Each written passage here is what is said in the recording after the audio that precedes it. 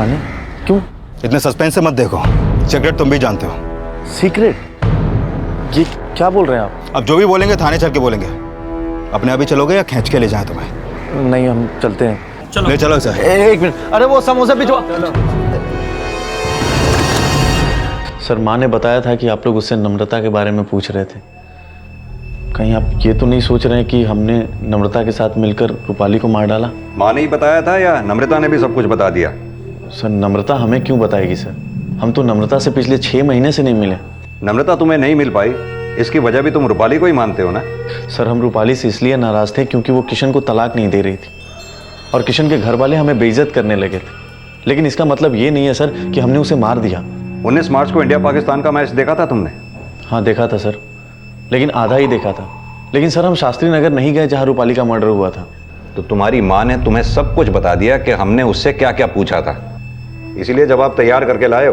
Sir, आप चाहे तो हमारे फ़ोन की लोकेशन डिटेल निकलवा दीजिए, आपको पता चल जाएगा कि हम उस दिन अपने मोहल्ले में ही थे सर। तो तुम्हें यह भी पता है कि हम कैसे काम करते हैं? सर, बेकार में शक कर रहे हैं आप हम पे। रूपाली हमारी बहन थी सर, ये उसके पिछले साल की राखी है जो आज तक हमने नहीं खोली है, और आप सोच रहे हैं कि हमने उसे मार दिया? तुमने नहीं मारा तो फिर नम्रता ने रूपाली को मारा? नम्रता का पता नहीं सर, लेकिन एक इंसान और था जो उसे बहुत नफरत करता था। कौन?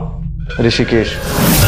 जब किशन के घर वालों ने रूपाली और किशन की शादी से मना कर दिया तो हमने और माँ ने उसकी शादी ऋषिकेश से करानी चाहिए, लेकिन रूपाली ने गुस्से में आकर ऋषिकेश की बहुत बेइज्जती कर दी सर। हमें जब किशन के अलावा किसी से शादी ही नहीं करनी तो वो चाहे धन्ना सेठ हो या राजकुमार, हमें नहीं देखना उसे। माँ समझाओ इसे, ऋषिकेश जी आकर के नीचे बैठे हुए हैं। तो भेज दो उसे, हम नहीं आएंगे बाहर। अरे धीरे बात कर, सुन लेंगे वो। रूपाली, हमारी बात सुन बेटा, घर आए हुए मेहमान का इस तरह से अपमान नहीं करते। भैया के कहने पर एक बार मिल तो सही। एक बार ना? अरे रूपाली, मेरी बात सुन। रूपाली मेरी बात सुन। रूपाली बेटा सुन। तो आप हमसे शादी करना चाहते हैं? हमारे पास्ट के बारे में कुछ जानते भी हैं? रूपाली चलो। उनको मत देखिए, वो सच छिपाए होंगे। हम आपको बताते हैं, हम बचपन से किशन से प्यार करते हैं और उनको अपना मन ही नहीं तन भी सौंप चुके हैं। क्या आप भी हमसे शादी करना चाहते हो? रूपाली, संजय, अगर तुम्हारी बहन हमसे शादी नहीं करना चाहती तो हमको क्यों बुलाया? बेइज्जत करने के लिए? संजय ने, तुम्हारे भाई ने तुम्हारे बारे में सब कुछ बता दिया था हमको। अभी पता चला है तुम दुखियारी नहीं, झांसी की रानी हो। जब सब जान ही चुके हो तो अब तक क्या खड़े क्यों? एक बात बताने के लिए, किशन से ज्यादा पैसे वाले हम। जो किशन तुमको दे सकता है वो सब हम दे सकते हैं।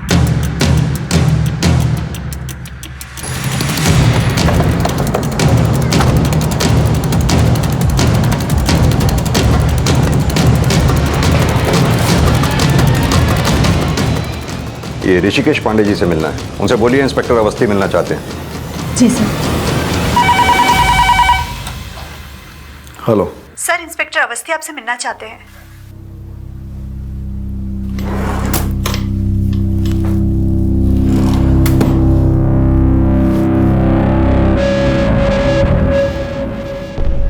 मिस्टर ऋषिकेश।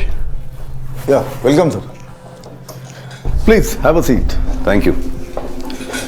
आई गेस आप लोग रूपाली मर्डर केस के सिलसिले में हमसे मिलने आए हैं। ये हवा में टिकती है या उड़ जाती है? मतलब? ये आपका पैच।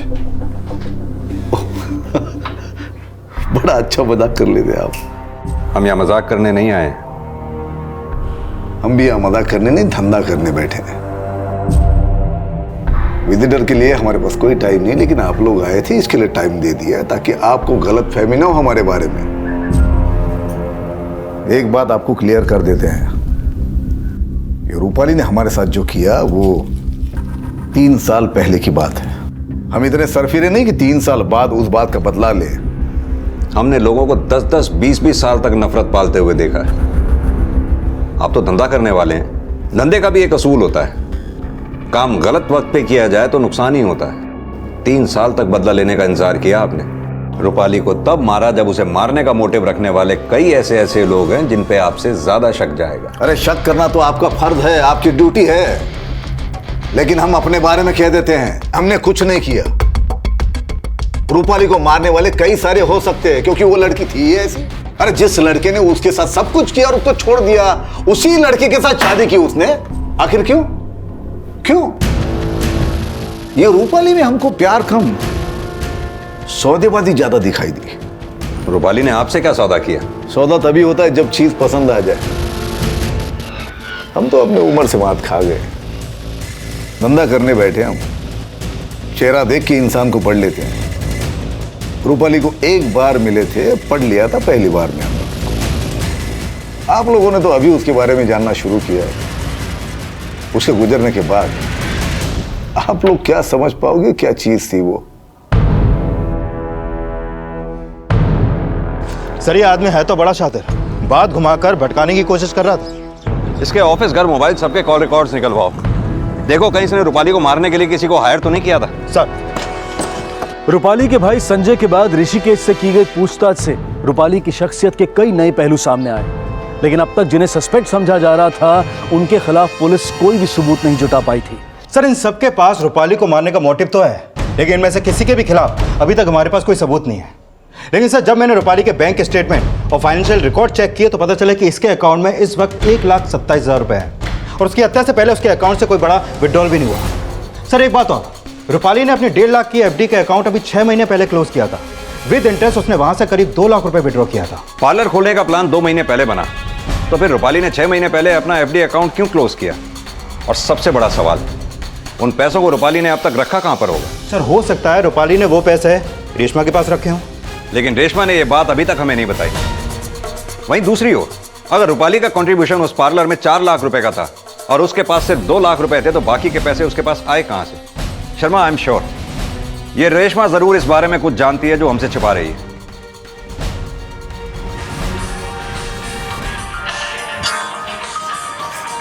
मेरा फोन है ना?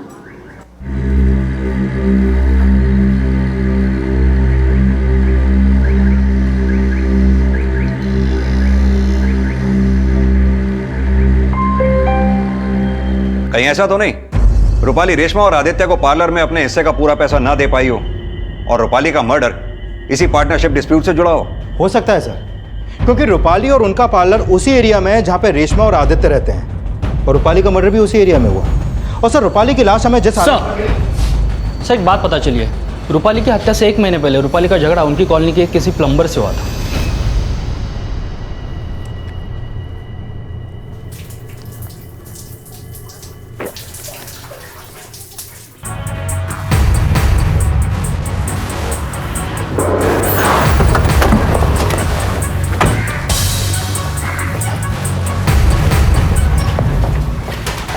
जयेश का घर है ना ये? जी हाँ साहब। पांडे सर्च करो। साहब अब क्या किया हमारे बेटे ने? क्यों, जयेश रोज कोई नया कांड करता है क्या? नहीं साहब, ऐसा अंदर कोई नहीं मिला। कहाँ है जयेश? साहब वो काम पर गया हुआ है। कहाँ काम करता है वो?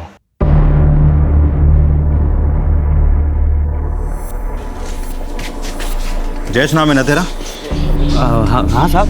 चल साहब। अरे साहब क्या मार रहे हैं आप हमको? क्या किए? अब तू खुद सोच क्यों मार रहे हैं तुझे? साहब कहीं आप ऐसा तो नहीं सोच रहे कि रूपाली मैडम को हम मार दिए? बिल्कुल सही सोचा। अब बोल क्यों और कैसे मारा रूपाली को तूने? हम नहीं मारे उनको, हम तो उस इलाके में जाने से भी डरते हैं साहब। रूपाली का मर्डर भी उसके इलाके में नहीं, शास्त्री नगर में हुआ था। शास्त्री नगर में हुआ हो या दुर्गा नगर में, मगर हम उनको नहीं मारे हैं साहब। लगता है ऐसे नहीं मानेगा तू। अरे नहीं साहब, नहीं साहब, हमको मत मारिए, हम कुछ नहीं किए साहब। अगर आप हमको जेल में डाल दिए तो हमारी अम्मा रो रो के मर जाएगी साहब। ज्यादा नौटंकी मत कर। सच क्या है वो बोल। नौटंकी नहीं कर रहे हैं साहब, माँ कसम हम कुछ नहीं किए साहब, मैंने कुछ नहीं किया। 1 मिनट शर्मा, छोड़ दो इसे मेरे केबिन में लेके आओ। सर चल।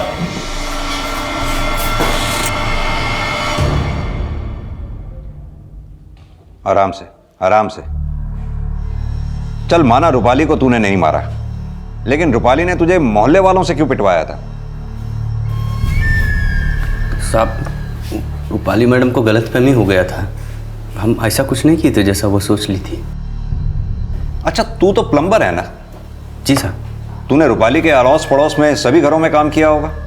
जी साहब। एक बात बता, रूपाली के घर के आस पड़ोस में क्या कोई ऐसा था जिससे रूपाली की ना बनती हो या जो रूपाली को पसंद ना करता हो? साहब इतना तो कुछ नहीं मालूम, लेकिन रूपाली मैडम का दिमाग हमको कुछ गड़बड़ लगता था। और थोड़े दिन बाद हमको मोहल्ले वालों से पिटवा दिया।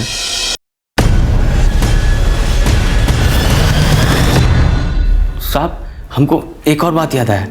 वो रूपाली मैडम का दोस्त है ना, वो पार्लर फ्रेंड। कौन? रेशमा? जी साहब, उसका और रूपाली मैडम के भाई संजय का कुछ तो चक्कर है साहब। हम एक दो बार रूपाली मैडम के भाई को रेशमा मैडम के घर जाते देखे हैं।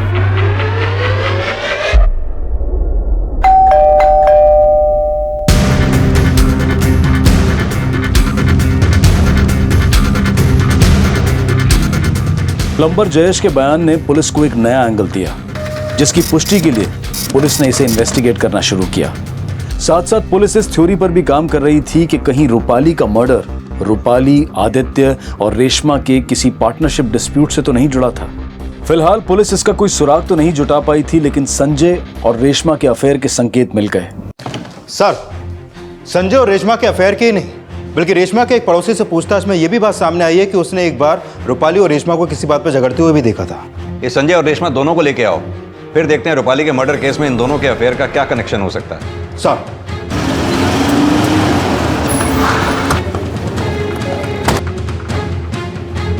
ले चलो सर, चलो।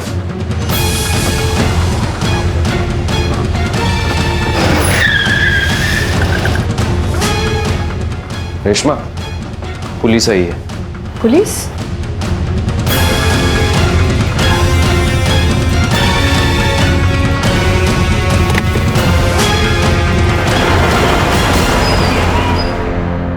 सर, नम्रता से ब्रेकअप के बाद हम और रेशमा नज़दीक आ गए थे, लेकिन सर हमारे रिलेशन का रूपाली के मर्डर से कोई लेना देना नहीं है सर।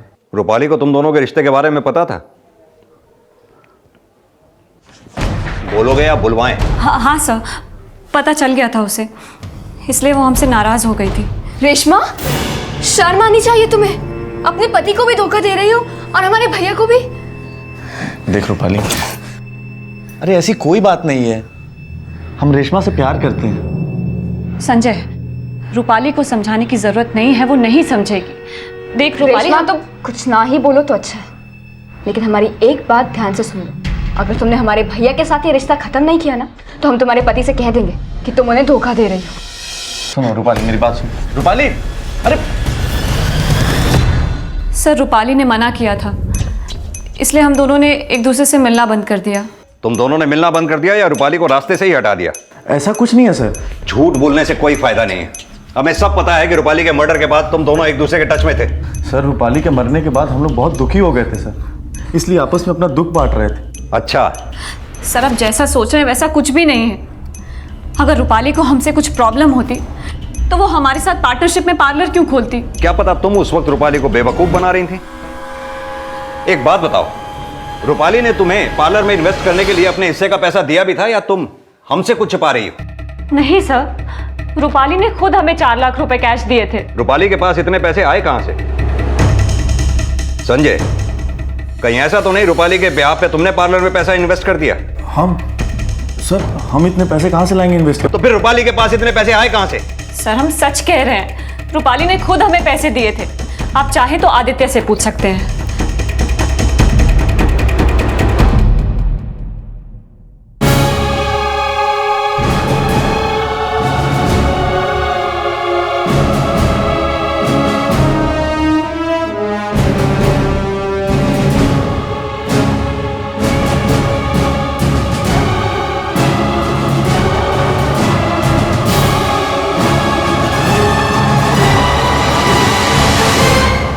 सर, 6 महीने पहले एफडी तोड़वाकर भी रूपाली के हाथ में सिर्फ 2 लाख रुपए होंगे। अगर रूपाली ने अपने हिस्से का पूरा 4 लाख रुपए दिया तो अब सवाल ये उठता है कि बिना कोई सोर्स ऑफ इनकम के रूपाली के पास इतने पैसे आए कैसे? तुम्हें याद है शर्मा, ऋषिकेश ने रूपाली के बारे में क्या कहा था? ये रूपाली में हमको प्यार कम, सौदेबाजी ज्यादा दिखाई दी। कहीं ऐसा तो नहीं कि रेशमा ने रूपाली से बिना पैसे लिए उसे अपने सलून में पार्टनर बना लिया और रूपाली से यह शर्त रखी कि वो आदित्य से संजय और रेशमा के रिश्ते के बारे में ना बताए, और आदित्य को दिखाने के लिए वो पैसे संजय ने दिए हों? लेकिन सर, जिस लड़की के संस्कार ऐसे हों कि अपने ससुराल वालों का जुर्म सहने के बाद भी अपने पति को तलाक ना दे, वो लड़की ऐसा करेगी? शर्मा, तुम भूल रहे हो कि किशन की मां ने रूपाली के सुसाइड अटेम्प्ट को एक नाटक माना था। हो सकता है रूपाली का सुसाइड अटेम्प्ट करना किशन के परिवार वालों को ब्लैकमेल करने की साजिश हो। जयेश ने भी तो बोला था कि उसने रूपाली को खुद को पीट पीट कर चिल्लाते हुए देखा था। एक बार हम उनके घर के बाथरूम में काम कर रहे थे, तभी हम उनके चीखने का आवाज सुने। तो सर आप कहना चाह रहे हैं कि रूपाली के ससुराल वाले रूपाली को टॉर्चर नहीं करते थे, बल्कि रूपाली पूरी दुनिया को ऐसा दिखाने की कोशिश कर रही थी? ऐसा हो सकता है शर्मा।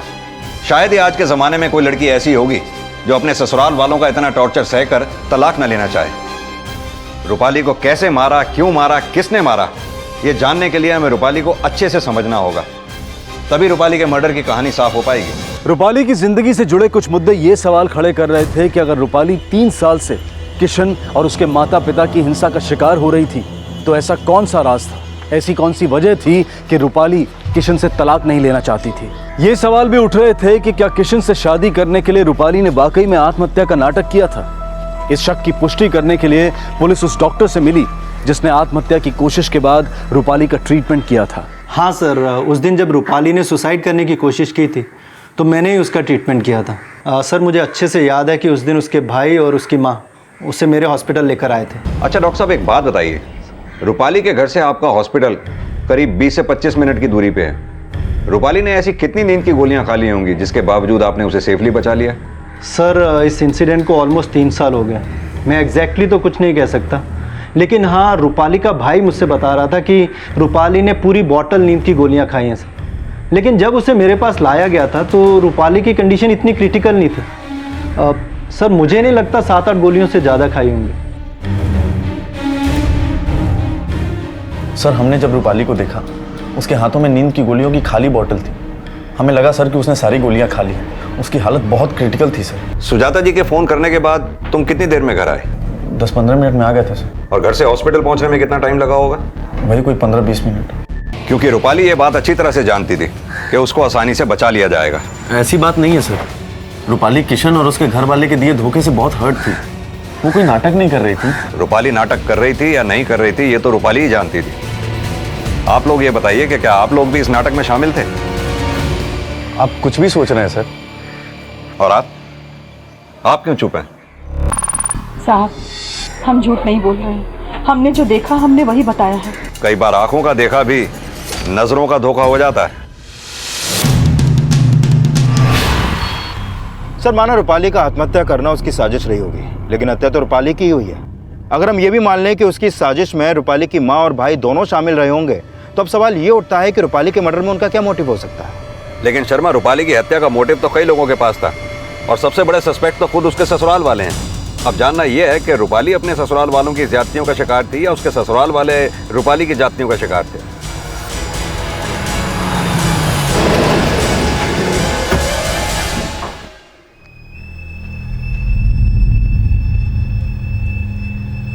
क्या हुआ? आप लोग तो एकदम खामोश हो गए। बोलिए। अब क्या कहें साहब, हम जानते हैं कि हम कुछ भी कहेंगे शक आप हम पर ही करने वाले हैं। अगर आप लोगों ने वाकई कुछ नहीं किया तो फिर डर किस बात का है? सर हम डरपोक नहीं हैं, लेकिन रूपाली ने दुनिया के सामने हमारी ऐसी छवि बना दी थी, उससे हमें बहुत बड़ा धक्का लगा था साहब। गलत वो खुद थी, लेकिन दुनिया ये समझती थी कि हम उस पर ज्यादती करते हैं। और आप भी तो कुछ बोलिए किशन। हम क्या बोले सर, लेकिन एक बात फ्रैंकली बताएंगे, पहले हम रूपाली को गलत नहीं समझते थे। जब हमारे पेरेंट्स ने हमारी शादी रूपाली के बजाय किसी और से करवानी चाहिए, हमें बहुत दुख हुआ।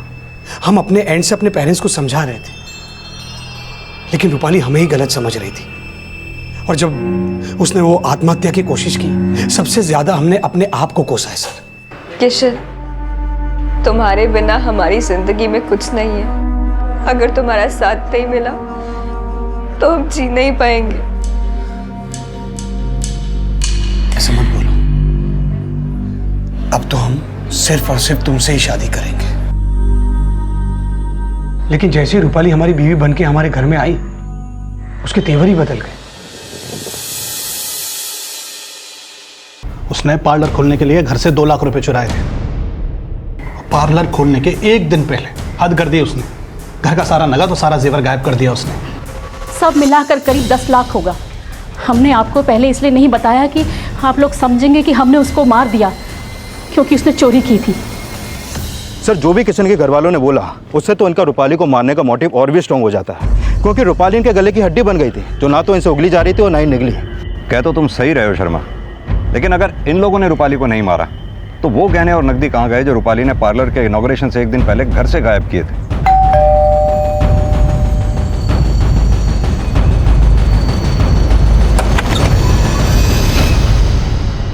सर, हम पहले भी कह चुके हैं, रूपाली ने हमें कोई पैसे दिए ही नहीं रखने के लिए। सिर्फ पैसे ही नहीं, गहने भी चुराए थे रूपाली ने अपने ससुराल से। चुराए थे?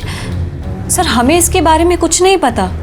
पता नहीं है, इतने पैसे और गहने देखकर नीयत खराब हो गई। हम इतने गए गुजरे भी नहीं है सर कि पैसे के लिए अपनी दोस्त को ही मार दें। रूपाली की सास पहले भी इसी तरह से आरोप लगाती रहती थी उस पे। हम कह रहे हैं ना साहब, उसने चोरी नहीं की होगी। और फिर हम जेवर के बारे में आप हमसे बार बार क्यों पूछ रहे हैं? चलो मान लेते हैं रूपाली ने जेवर चोरी नहीं किए होंगे, लेकिन रूपाली के ससुराल वाले झूठ बोल रहे हैं, इस बात की क्या गारंटी है? आपकी चुप्पी बता रही है या तो आप रूपाली की असलियत छुपा रही हैं या फिर अभी तक रूपाली को आप समझ ही नहीं पाई। सुजाता बहन, सुना है बहन जी, रूपाली और किशन का रिश्ता टूट गया है। बड़े ही खराब लोग निकले, बेचारी रूपाली को ऐसे ही मझधार में छोड़ दिया। और नहीं तो क्या। बुरा ना मानना बहन, रूपाली के साथ किशन ने कुछ ऐसा वैसा तो किया नहीं ना?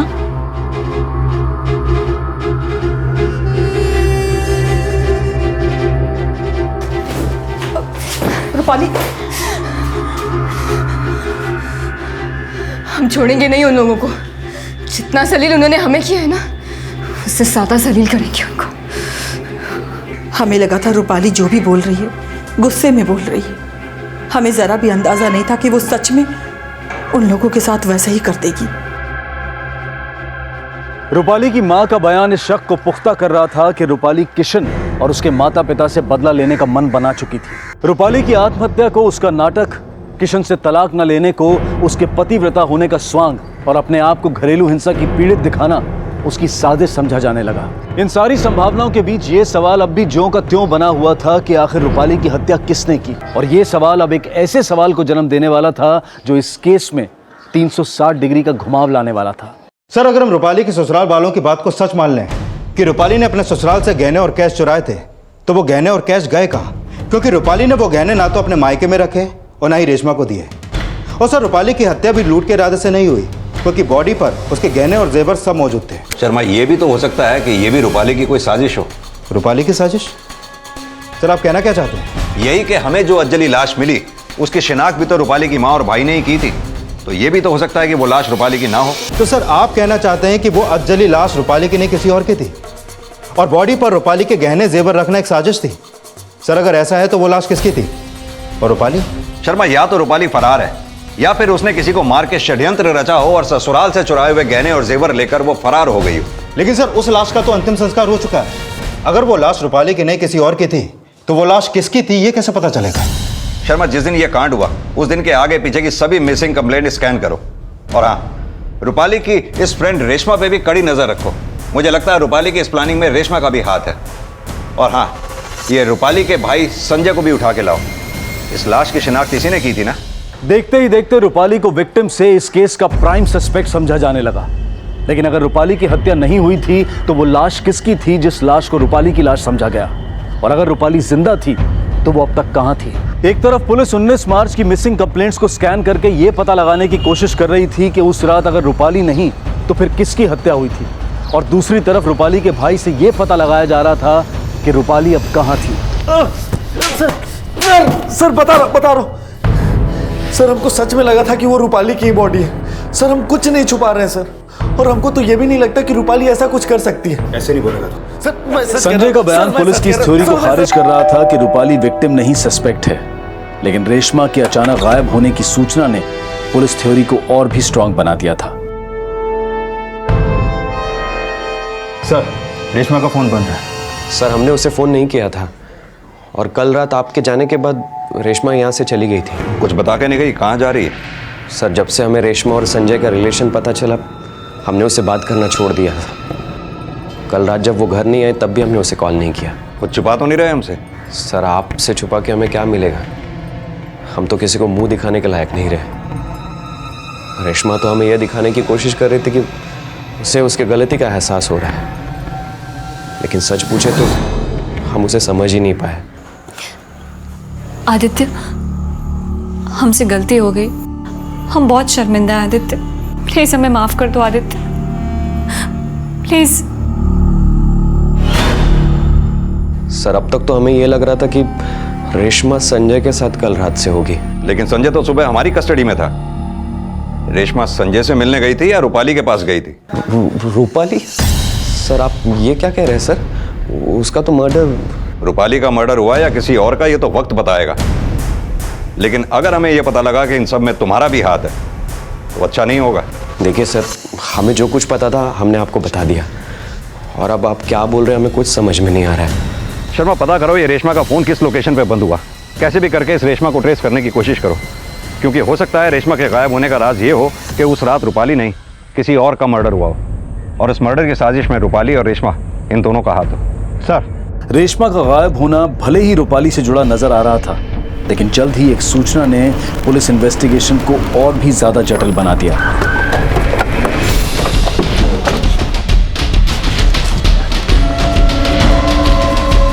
इस मोबाइल में रेशमा का ही फोन नंबर का सिम है। रेशमा के पति आदित्य ने भी इसे आइडेंटिफाई किया है। सर ये तो रेशमा का है सर। उसका कहना यह भी है कि जो गहने और जेवर हमें बॉडी पर मिले हैं वो भी रेशमा के ही हैं। इस बॉडी को भी ठीक उसी तरह से जलाया गया है शर्मा, जिसका मर्डर 19 मार्च की रात को हुआ था, जिसे बाद में रूपाली के रूप में शिनाख्त की गई थी। अगर ये बॉडी रेशमा की है तो कहीं ऐसा तो नहीं कि रूपाली ने रेशमा का मर्डर किया हो, क्योंकि रेशमा ही रूपाली का राज जानती थी। कहानी कुछ भी हो सकती है शर्मा, लेकिन सबसे पहले यह कंफर्म होना जरूरी है कि 19 मार्च की रात को जिसकी हत्या हुई वो कौन थी। हेलो, क्या नाम बताया? सुधा वशिष्ठ। ठीक है, उसका एड्रेस एसएमएस कर दो। सुधा वशिष्ठ का नाम इस केस में एक टर्निंग पॉइंट की तरह से आया था।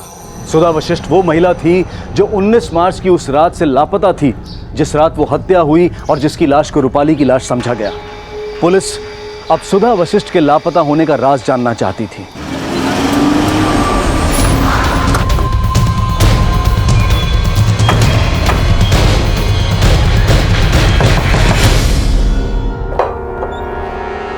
दिवाकर।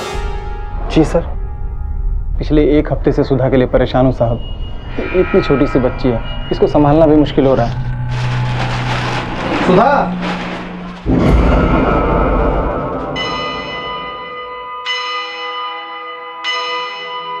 19 मार्च को जब आप घर से ऑफिस के लिए निकले तब सुधा और बच्ची घर पर थी। जी। जब सुधा गायब हुई तब बच्ची कहाँ पर थी? यही पड़ोस में, थोड़ी दूर पर एक आंटी का घर है। दरअसल सुधा भी एक गारमेंट मैन्युफैक्चरिंग कंपनी में जॉब करती थी। और वो कंपनी कहाँ पर है? जी, हरिनगर में। जिस जगह बच्चे को छोड़ते हो वो घर कहाँ पर है? यहाँ से थोड़ी दूर पे ही है। उस दिन सुधा ने बच्ची को वहाँ आंटी के घर पे छोड़ा और फिर हरिनगर गई जहाँ पे वो जॉब करती थी।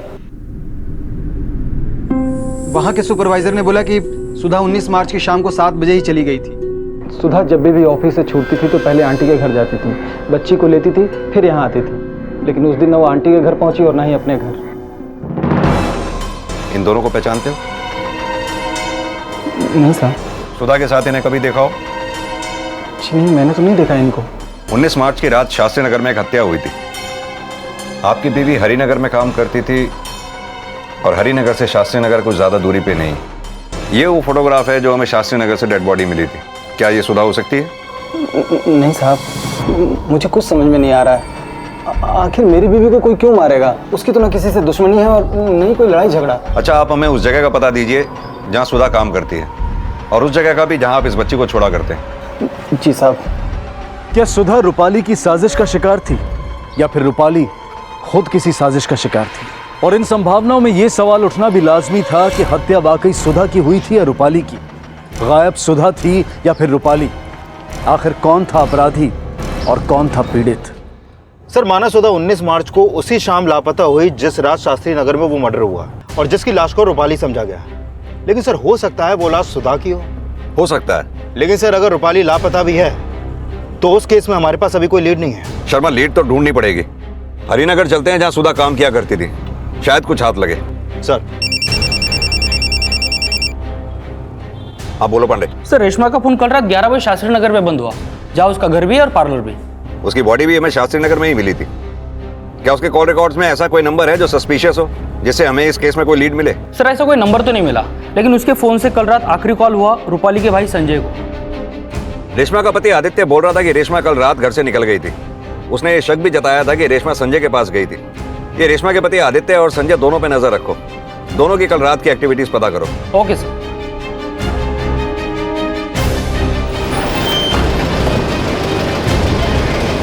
हाँ सर, सुधा 19 मार्च को सुबह 10 बजे यहाँ आई थी और शाम को 7 बजे चली गई। ये देखिए उसके एंट्री और एग्जिट के साइन भी है।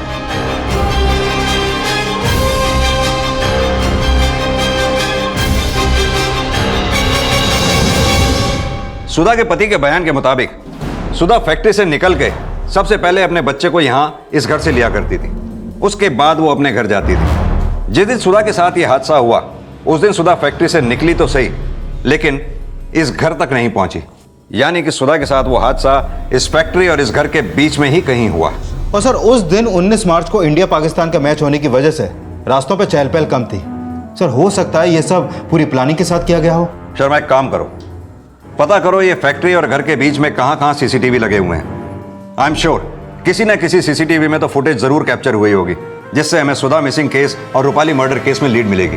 सर जिस रात रेशमा का फोन बंद हुआ उसी रात आदित्य के फोन से उसके दोस्त विनय को फोन किया गया था। और जब मैंने विनय से पूछताछ की तो उसने बताया कि आदित्य ने उससे उसकी कार मांगी थी, जो उसने अगली सुबह लौटाई।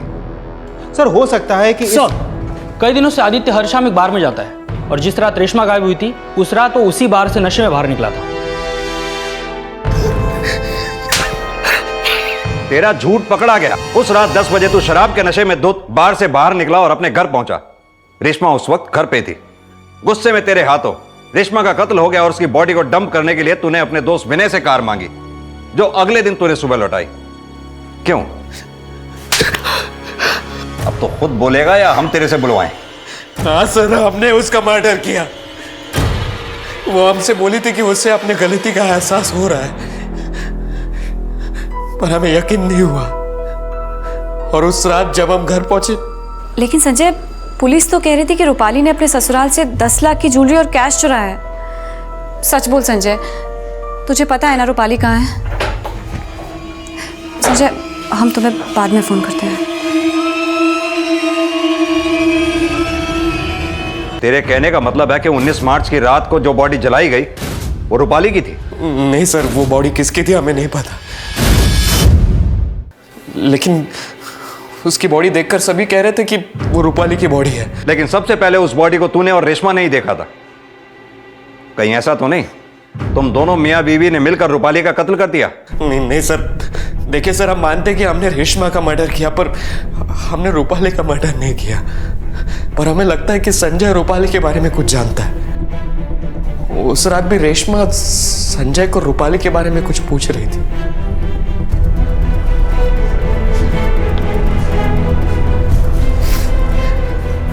सर, रेशमा को ऐसा लगता है कि हमें पता है कि रूपाली का है, लेकिन हमें नहीं पता सर कि रूपाली का है। हमें तो ये भी नहीं पता कि किसका मर्डर हुआ।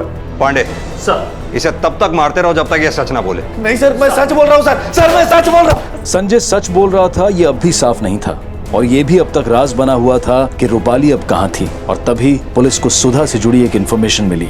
19 मार्च की शाम सुधा को किडनैप किया गया था, और उस किडनैपिंग की फुटेज एक सीसीटीवी में कैप्चर हुई थी, जो इसमें है।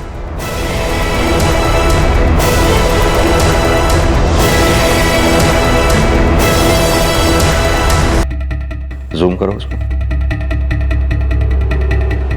वैन का नंबर भी नहीं दिख रहा। ग्रे कलर की वैन है शर्मा, जिसके पीछे टाइगर का स्टिकर लगा है। शर्मा, पता लगाने की कोशिश करो उस एरिया के किसी और सीसीटीवी में शायद ये कैप्चर हुई हो।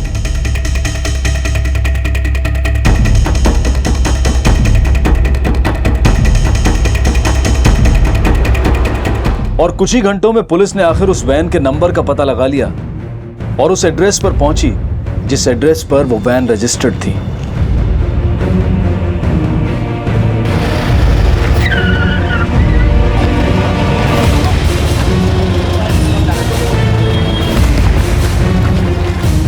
सर, हमने किसी का किडनैप नहीं किया है। 19 मार्च की रात इसी वैन में किडनैपिंग हुई थी। सीसीटीवी फुटेज है हमारे पास। 19 मार्च को सर हम 5 बजे घर जल्दी चले गए थे। इंडिया पाकिस्तान का मैच था, लेकिन हाँ हमारा दोस्त हमसे वैन लेकर गया था। कौन दोस्त? जयेश नाम है सर उसका। जयेश वो प्लम्बर? हाँ सर, जयेश प्लम्बर। अरे बेटा कहाँ जा रहा है? अम्मा बहुत जरूरी काम। आगे बताएं। अरे बेटा मेरी बात तो ये तो बता के जा कि क्या जरूरी काम है। अरे मेरी बात तो सुन बेटा। अरे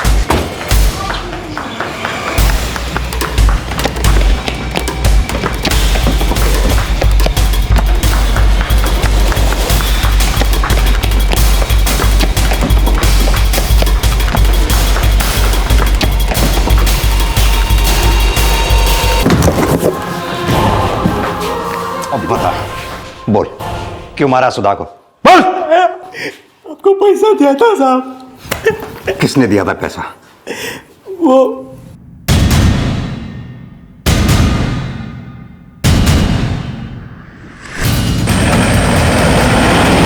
साहब, लेकिन बात क्या बताएंगे?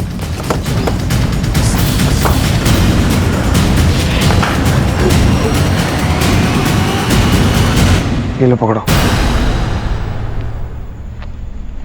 बोलो साहब, कैसे और कब कहाँ आपकी बीवी खत्म कर दें? ऐसे नहीं मारना है, जिससे तुम भी पकड़े जाओ और हम भी पकड़े जाए। ठीक है, आप बताओ कैसे क्या करना है, कब करना है?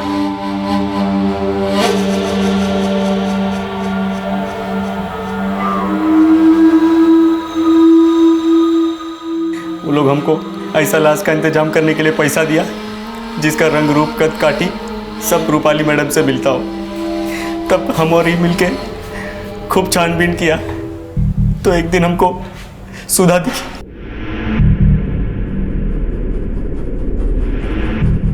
साहब, उन लोगों ने सुधा को इंडिया पाकिस्तान के मैच वाले दिन उठाने के लिए कहा था, क्योंकि उसी रात किशन अपनी बीवी को खत्म करने वाला था। साहब, सुधा की बॉडी को रूपाली का बॉडी बताने की साजिश हम इसलिए किए क्योंकि हम जानते थे कि भले ही पहले शक आपका हम पर जाए, लेकिन जब आपको यह पता चलेगा कि वो बॉडी रूपाली की नहीं है तो आपका शक रूपाली और उसके घर वालों पर जाता। यानी वो गहने और जेवर का चोरी होना झूठ था?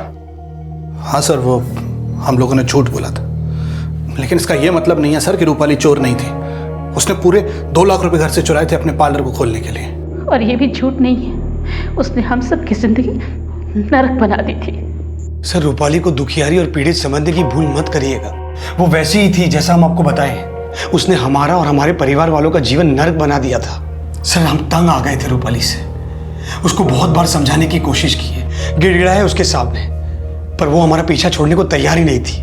हाथ जोड़ते तुम्हारे सामने, बस करो ये बदले का खेल प्लीज। तुमको हमसे जितना पैसा चाहिए ना ले लो, बस तलाक दे दो हमको यार, प्लीज। तलाक तो नहीं देंगे, पर अगर तुम यूं ही जिद करते रहे ना तो तुम्हें और तुम्हारी फैमिली को घरेलू हिंसा के जुर्म में जेल भिजवा देंगे। प्यार करते थे ना हमसे तो जिंदगी भर तो झेलना ही पड़ेगा।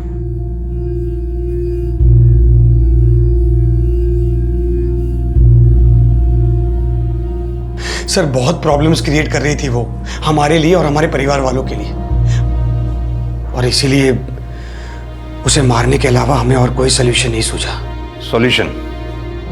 सॉल्यूशन ना कभी गुस्से से निकलता है, ना किसी से डर के चुप हो जाने से, और ना ही कोई साजिश रच के।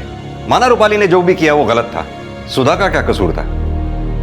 बदला लेने के लिए तुमने एक नन्ही सी बच्ची के सिर से मां का साया तक छीन लिया। अब करो अपने किए का पश्चाताप सारी जिंदगी।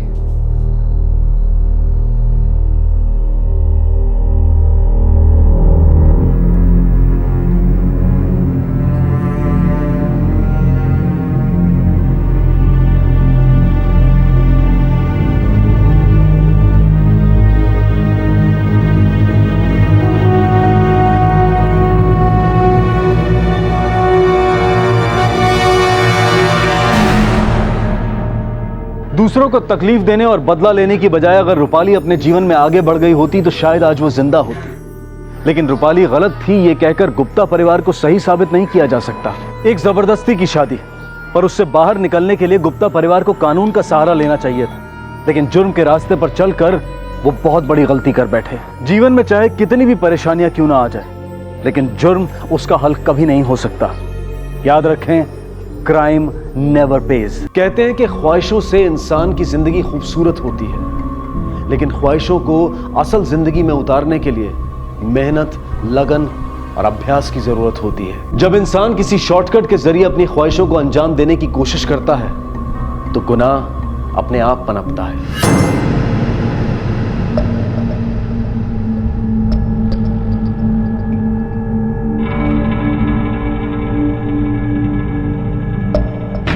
कौन है?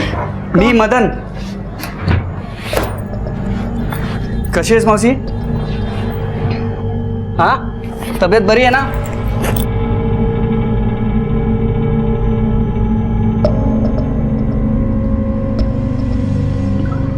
गोली घे मावशी, गोली. हा, आराम से. मावशी 100 रुपये ठेवतो. हा, येतो. हा,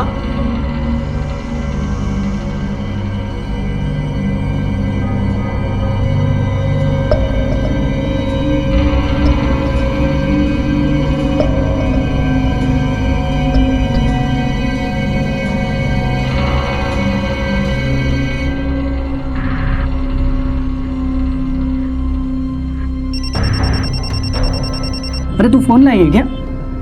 मैं तो फोन नहीं लाई। तो मेरा भी नहीं बज रहा है. तो किसका बज रहा है?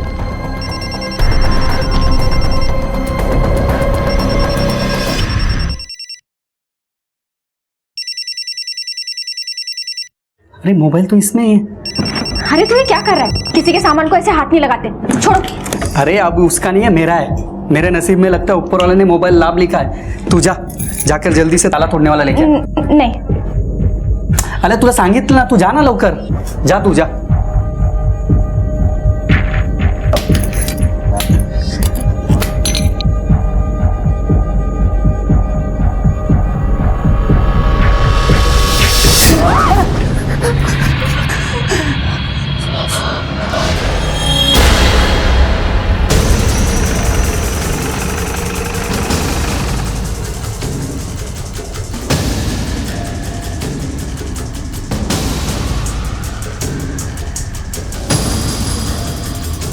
आइए सर.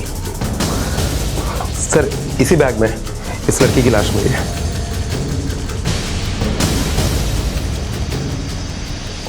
सर चेहरा काफी बुरी तरह से कुचला गया है ताकि बॉडी की पहचान ना हो सके. पहचान छिपाने के लिए अगर चेहरे को बिगाड़ा गया है तो मुझे नहीं लगता यहां कुछ मिलेगा. ये टैटू देखो, शायद इस टैटू से इस बॉडी की शिनाख्त हो सके. पता करो ये लिखा क्या है और किसने लिखा है. फिलहाल बॉडी को पोस्टमार्टम के लिए भेजो. सामान बॉडी बैग में थी. ये इन्फॉर्मेशन किसने दी? सर पीसीओ से एक आदमी ने फोन करके इन्फॉर्मेशन दी थी. क्या? घर के अंदर 2 औरतें बैठी हुई और किसी ने पीसीओ से कॉल किया. ये घर किसका है? सर बेड पर जो औरत बैठी है ये घर उसी का है. ये ऐसी लेटी रहती है? जी साहब. तुम कौन हो? साहब मैं संगीता, यहाँ काम करने के लिए आती हूँ. रोज सुबह में झाड़ू पोछा बर्तन करती हूँ. इस घर में और कौन कौन रहता है? इनके परिवार में से कोई? साहब मौसी बिल्कुल अकेले है. इनका एक बेटा था ना, वो कुछ साल पहले ट्रेन एक्सीडेंट में मर गया, तब से अकेले है. इनकी हालत अच्छी थी ना, तब अच्छे से चलती फिरती थी, लेकिन इनको जब से लकवा मारा है ना, तब से ऐसे बिस्तर पर पड़ी है. साहब मैं जब सुबह आई ना काम पर, तब तो ये बैग नहीं था. नहीं था मतलब? इन्हें लकवा मारा हुआ है, ठीक नहीं है ये. तो बैग कहाँ से आया? साहब अब घर में इतने लोग आते जाते हैं, क्या मालूम किसने रखा है. क्या आप बता सकती हैं कि इस घर में कौन कौन आया था? प्लीज याद करने की कोशिश कीजिए. लाश मिली है आपके घर में, खून हुआ है. याद करके बताइए कि कौन आया था आपके घर में. याद नहीं है. कुछ लोग आते हैं, दवाई पैसे देते हैं. मैं तो दवाई खा के सोई थी. मौसी को तो बहुत ही बुरा हाल है साहब. एक तो उम्र, ऊपर से ये बीमारी. अब तो उनकी याददाश्त भी कमजोर होती जा रही है. बहुत ही मुश्किल से पहचानते हैं किसी को. हाँ सर, एक्चुअली हम भी काफी टाइम से पूछताछ कर रहे हैं कि यहाँ पर कौन आया था, किसने ये बैग रखा, किसने देखा. सर इस लाश के बारे में जो इन्फॉर्मेशन करने वाला कॉल आया था वो पास वाली दुकान से ही आया था। तुमने दुकानदार से पूछा कि वो फ़ोन किसने किया था? नहीं सर, उसका कहना है कि पीसीओ काफ़ी लोग आते जाते हैं। सामान, इस घर की अच्छी तरह से तलाशी दी, कुछ मिला? हाँ सर, टेबल पर कुछ दवाइयाँ है और एक 100 रुपये का नोट, उसके अलावा कुछ भी नहीं मिला। साहब, मौसी की दवाई तो मदन लेके आता है। मदन? सर, यही मदन है। इसी ने पीसीओ से फ़ोन किया था। पीसीओ के ऑनर ने इसकी पहचान की है। क्यों बे, बड़े अजीब आदमी हो। पहले तो लड़की का खून करता है और उसके बाद पुलिस को खुद ही इन्फॉर्म करता है। हाँ, मैंने फ़ोन किया था साहब, पर खून नहीं किया था। मैं तो बस मौसी को दवाई देने गया था। अच्छा, दवा देने के लिए अंदर पड़े हुए बैग को खोलने की क्या जरूरत थी? मुझे लगा कि इतना बड़ा बैग है, क्या मालूम कुछ पैसे वैसे मिल जाए। सर, पीसीओ के ऑनर ने बताया कि ये अकेला नहीं था, इसके साथ एक औरत भी थी। वो मेरी बीवी है साहब। मैं सब 2 कमरे वाले घर में रहता हूँ साहब। रहने वाले 12 लोग, 1 मिनट भी अकेला रहने को नहीं मिलता साहब। इसलिए मैं कभी कभी अंजलि को उधर बुलाता था और आज भी बुलाया था साहब, लेकिन उसके पहले मैंने वो देख लिया लाश।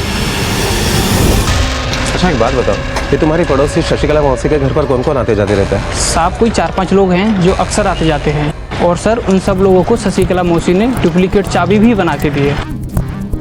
मजबूरी है साहब उसके पास कमाने का जरिया नहीं था ना, इसलिए उसने अंदर वाला कमरा यूज़ करने के लिए दिया था। कोई उसे गोदाम बनाता था तो कोई उसे अपने काम के लिए यूज़ करता था। महाराष्ट्र मुंबई के ओशिवरा इलाके की एक चौल में रहने वाली बीमार और वृद्ध महिला शशिकला के यहाँ एक बैग में मिली लाश ने सबके होश उड़ा दिए। लाश का चेहरा कातिल ने इस कदर बिगाड़ दिया था कि उसकी पहचान करवाना पुलिस के लिए एक चुनौती थी। सर, ये पोस्टमार्टम लो। ठीक है, तुम जाओ।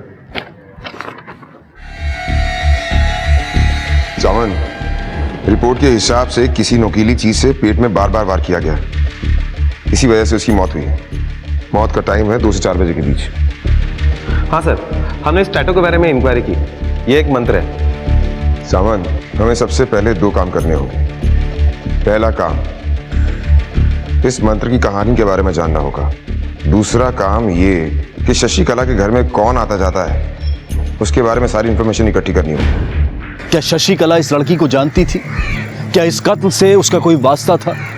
क्या वाकई में शशिकला को नहीं पता था कि उसके घर में एक लाश है, या फिर किसी ने शशिकला की इस हालत का फायदा उठाया था? कौन था वो जिसने इस लाश को यहाँ रखा था, और ये लड़की कौन थी?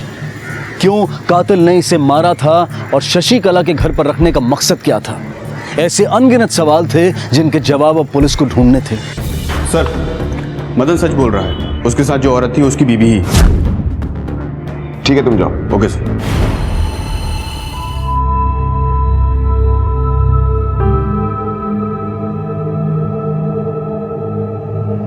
साहब, अच्छा, इनके घर पर कौन कौन आता जाते रहता है, उनका नाम पता है? साहब, एक तो मदन आता है जो मौसी की दवाई लाता है, और उसी के बहाने उसके साथ का हमें पता है। तुम बाकी लोगों के बारे में बताओ। साहब, एक मंजुल सेठ है, वो अपना माल रखने के लिए इधर आता है। दूसरी तो मैं हूँ साहब, जो इधर काम करती हूँ। और तीसरा अपना जो शौकत है, वो घर में चूड़ियाँ बनाता है। वो डिलीवरी के पहले का जो एक्स्ट्रा माल होता है ना, वो इधर रखने के लिए आता है। इनके एड्रेस जानती हो? हाँ साहब, मालूम है ना। सर, ये जो लड़की के हाथ पे टैटू है, वो माँ आशापुरा का मंत्र है, जो अक्सर नज़र से बचने के लिए या मन्नत पूरी होने पर गुंदवाना पड़ता है। ठीक है। Okay sir. सर, पता चला है कि शशिकला के घर पर संगीता, मदन, मंजुल और शौकत, ये लोग आते जाते हैं। सावन, I am very sure in चारों में से कोई एक है जिसने इस खून को अंजाम दिया है। इन चारों की कुंडली निकालो। और दूसरी बात ये कि मुंबई में जितने भी आशापुरा माता जी के मंदिर हैं, सबकी डिटेल्स निकलवाओ, पता करो ये मंत्र गूंजने वाले किस किस मंदिर में बैठते हैं। इस मंदिर में हाथ पर गूंजने वाला कोई बैठता है क्या? इस मंदिर में हाथ पर गोदने वाला कोई नहीं बैठता है साहब।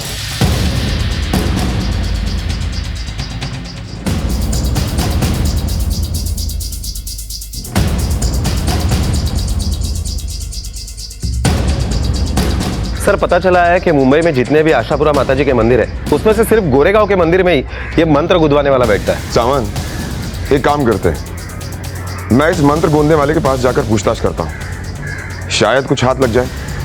तुम शौकत, संगीता, मंजुल और मदन, इनसे जाकर पूछताछ करो। Okay sir. अरे रवि बेटा, ये पांचाल जी का माल पहुंचा दे बेटा। जी जी, आपका माल पहुंच जाएगा। सुनो, शशिकला मौसी के पास तुम ही सामान रखते हो ना? हाँ साहब। हमारे साथ पुलिस स्टेशन चलो, कुछ पूछताछ करनी है। लेकिन हुआ क्या है साहब? वहाँ एक लड़की की लाश मिली है। चलो चलो साहब, लेकिन मैंने कुछ नहीं किया साहब। चलो साहब, मेरा माल गुजरात से आता है, वो भी हफ्ते में सिर्फ एक बार, और इस हफ्ते तो अभी तक आया भी नहीं है। और पिछले हफ्ते जब आया था मैं तभी गया था साहब वहाँ पर, उसके बाद में साहब कभी नहीं गया वहाँ पर, क्योंकि साहब माल आने में समय था और मैं अपनी नई दुकान शुरू करने में बिजी था साहब। और साहब मेरा माल बैग में नहीं बॉक्सेस में आता है, जिस पर दुकान का लोगो होता है। साहब मैं नहीं जानता ये बॉक्स किसका है। पंडित जी, इस मंदिर में मन्नत पूरी होने पर हाथ गुंदवाने की प्रथा है ना? हाँ साहब, ये प्रथा बस इसी मंदिर में है। आप बता सकते हैं कि हाथ गूंदने वाला कहाँ मिलेगा? सर मंजूर सही बोल रहा था। इंक्वायरी में ये पता चला कि वाकई वो एक हफ्ते पहले से शशिकला मौसी के घर पे नहीं गया था। चौल ने भी उसे आते जाते हुए नहीं देखा सर। और सर वाकई वो अपनी नई दुकान की तैयारी में लगा हुआ है। कुछ भी हाथ नहीं लगा, इसका मतलब है जिसने भी ये कत्ल किया है वो हमारे साथ स्मार्ट प्ले कर रहा है। फिलहाल तो इसे यहाँ पर बिठाने का हमारे पास कोई रीजन नहीं है, इसे छोड़ दो। और हाँ, इसके पीछे हमारे खबरी लगा देना। Okay sir. ध्यान से देखो इसे। ये मंत्र तुमने गूंदा था? हाँ साहब, एक लड़की के हाथ पर यह मंत्र मैंने ही गूंदा था, पर यह तो 7-8 महीने पुरानी बात है। इतनी पुरानी बात तुम्हें अभी तक याद है? वो इसलिए साहब कि आम तौर पर लोग अपने हाथ पर भगवान की फोटो या नाम लिखवाते हैं, पर उस लड़की ने खास तौर पे ये मंत्र अपने हाथ पर लिखवाया था। उस लड़की का नाम बताया तुम्हारे पास? नाम पता तो नहीं मालूम साहब, पर हाँ याद आया, वो अपना बैग यहाँ भूल गई थी। वो बैग मैंने मंदिर के ऑफिस में जमा करवा दिया था। अगर आप मंदिर का रजिस्टर चेक करें तो शायद उसका नाम और पता आपको मिल सकता है।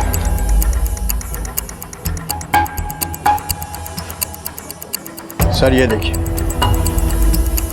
वो लड़की आशापुरा पर्व के दिन आई थी, उसका नाम कोमल है। Komal Patel, Geeta society, MG road, Goregaon west. Shaukat कहाँ है? बुलाओ उसे। साहब मेरे मियाँ तो 4 दिन से घर ही नहीं आए हैं। कहाँ गया? कुछ बता के नहीं गए साहब, और तो और उनका अभी फ़ोन भी नहीं लग रहा है। फ़ोन नंबर दो उसका। बात क्या है साहब? जल्दी पता चल जाएगा। फिलहाल तुम उसका फ़ोन नंबर दो। शौकत के बारे में जैसे तुम्हें कुछ पता चलता है तुरंत हमें बता देना। जी सर। चला। सामंत, मंदिर के रिकॉर्ड से एक लड़की के बारे में पता चला है जिसने ये टैटू बनवाया है।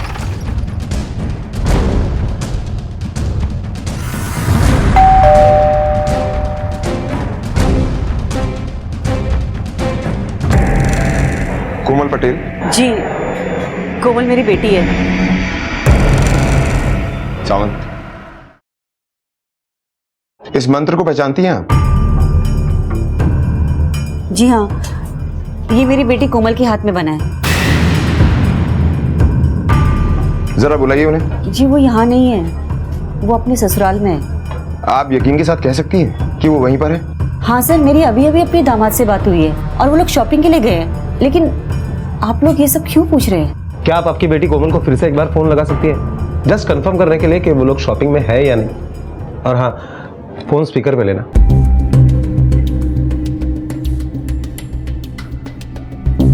आपके द्वारा डायल किया हुआ नंबर अभी बंद है।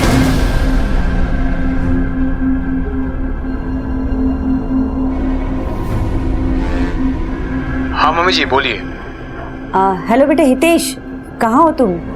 कोमल का फोन नहीं लग रहा है, कहाँ है वो? मम्मी जी हम लोग मॉल आए हैं, वो वॉशरूम गई है, शायद नेटवर्क का प्रॉब्लम होगा इसलिए नहीं लग रहा होगा।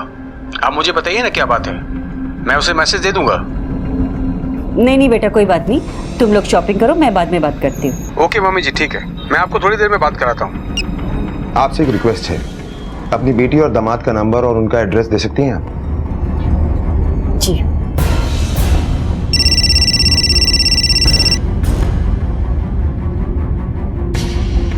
हेलो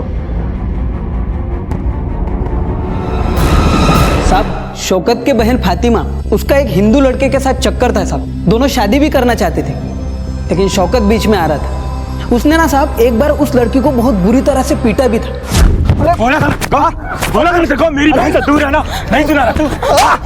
भाईजान छोड़ दीजिए इन्हें, भाईजान प्लीज। आज तो तुझसे मिली ना तो मैं तेरी जान ले लूंगा। अल्लाह की खातिर छोड़ दीजिए। अगर तू मेरी बहन से दोबारा मिला ना, हड्डी पसली तोड़ देती है, डाल कर दूंगा। लेकिन वो नहीं माने साहब, फिर ये शौकत के डर से दोनों 1 साल पहले ही भाग गए। अब सुना है साहब कि दोनों ने शादी भी कर दी है और मनोज के मामा के गांव जाके बस गए हैं। हाँ। अच्छा, तुम्हें ये मनोज की मामा के गांव का नाम मालूम है? कोल्हापुर के आसपास किधर तो भी है साहब। कोल्हापुर के आसपास, ठीक है तुम जाओ। ठीक है साहब, आ तो सर कहीं ऐसा तो नहीं कि जिस लड़की की लाश हमें शशिकला मौसी के घर पे मिली है वो शौकत की बहन की हो, जिसके अफेयर की वजह से गुस्से में आकर शौकत ने उसे मार डाला और कहीं ठिकाने पर लगा दिया। लेकिन सर फिर भी एक कंफ्यूजन है, अगर वो फातिमा की लाश है तो उसके हाथ पर मंत्र का टैटू कैसे? सावन, प्यार इंसान से कुछ भी करवा सकता है, ये तो सिर्फ एक मंत्र है। सबसे पहले हमें ये पता करना है ये फातिमा जिंदा है या नहीं। सर इंफॉर्मेशन मिली, शौकत का फोन ऑन हो गया और उसका लोकेशन उसका घर ही बता रहा है। उठा लो उसे। Okay sir. चल बेटा शौकत, ये बता शशिकला मौसी के घर पे जो लाश मिली है वो किसकी है? साहब मेरे को क्या मालूम साहब किसकी है। तुझे ये तो मालूम होगा ना कि तू 4 दिन से कहाँ गायब था और तेरा फोन क्यों बंद था? साहब वो मेरा एक दोस्त है, मैं उसका गांव गया था, उसकी ना साहब माँ की तबीयत खराब है साहब, तो रास्ते में ना साहब मैं जा रहा था, मेरा फोन है ना गिर गया और साहब टूट गया। देख ज्यादा चालाक बनने की कोशिश मत कर, क्योंकि हमें पता है कि तूने फातिमा और मनोज को जान से मारने की धमकी दी थी और जब उन लोगों ने तेरी बात नहीं मानी तो तूने फातिमा का कत्ल किया और उसकी डेड बॉडी शशिकला मौसी के घर पे छुपा दी, है ना? साहब मैं क्यों उसे मारूंगा साहब? तावड़े, इसे तब तक मारते रहो जब तक ये सच नहीं बोलता।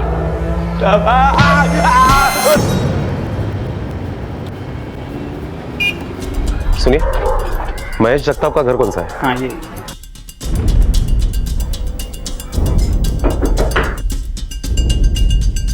अपन कौन? मुंबई पुलिस। क्या जरा साहब? आप मनोज के मामा मामी है ना? हाँ सर। मनोज कहाँ है? उसे जाके तो 4 दिन हो गए साहब। कहाँ गया? अब बोल रहा था कि उसकी आई की तबीयत बरोबर नहीं है, उसे देखने जाने का है। लेकिन वो वहां पर भी नहीं पहुंचा। तावड़े सर, मनोज की माँ ने मनोज का मोबाइल नंबर दिया था ना? हाँ सर। ट्राई करो।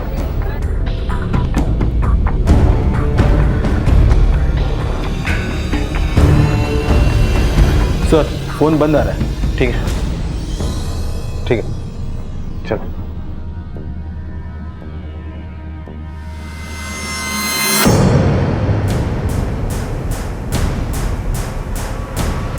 चले गए? हाँ। और बेटा अभी कुछ दिनों के लिए ना तुम दोनों कहीं और रहने चले जाओ। जाओ जल्दी करो, उठाओ सामान। जी चलो चलो चलो। अरे आओ बेटा, सुनो फोन कर देना आपको जल्दी से पहुंच के। आप लोगों ने इन्हें तो छुपा लिया, लेकिन इनकी चप्पलें छुपाना भूल गए। अब तुम बताओ, तुम लोगों ने झूठ क्यों बोला? सर हमें लगा कि आपको शौकत ने भेजा है, क्योंकि इससे पहले उसने सर कुछ गुंडे भेजे थे यहाँ पे। बड़ी मुश्किल से इन बच्चों की जान बच पाई है साहब। देखिए, हम यहाँ पर यह कंफर्म करने के लिए आए थे कि फातिमा जिंदा है या। खैर, तुम लोगों को परेशान होने की कोई जरूरत नहीं है, क्योंकि तुम दोनों जन बालिग हो। और हाँ, कोई अगर तुम्हें तकलीफ देता है तो तुम पुलिस की मदद ले सकते हो। Thank you sir. शशिकला के घर में मिली लाश की पहचान करने के लिए पुलिस ने ईड़ी चोटी का जोर लगा दिया। हर संदिग्ध की तफसील से जांच की जा रही थी, पर जिस पर भी शक होता वो निराधार साबित होता। अगर ये सब जो किसी न किसी तरह से उस घर से जुड़े थे निर्दोष थे, तो फिर कातिल कौन था जिसने इस घर को लाश छिपाने के लिए इस्तेमाल किया था, और कौन थी वो लड़की? लेकिन एक बात तो साफ थी कि कातिल को शशिकला के घर और उस घर में आने जाने वाले लोगों की जानकारी थी। फिलहाल हाथ पर मंत्र गोदने वाले के जरिए मिली कोमल पटेल की लीड ही बची थी, लेकिन कोमल की मां और कोमल के पति के मुताबिक कोमल जिंदा थी। इसलिए पुलिस ने अब खुद कोमल से रूबरू होने का फैसला किया।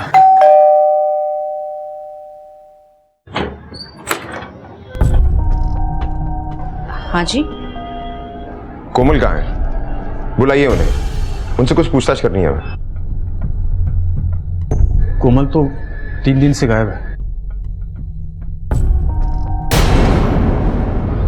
लेकिन कल ही तुमने उसके माँ को बताया कि वो तुम्हारे साथ शॉपिंग करने गई थी।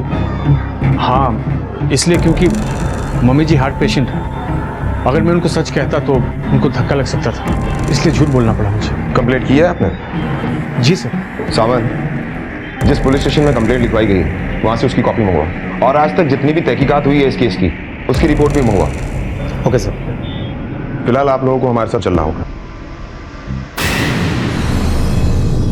सर, आप लोग हमें यहाँ क्यों लेकर आए? सावंत,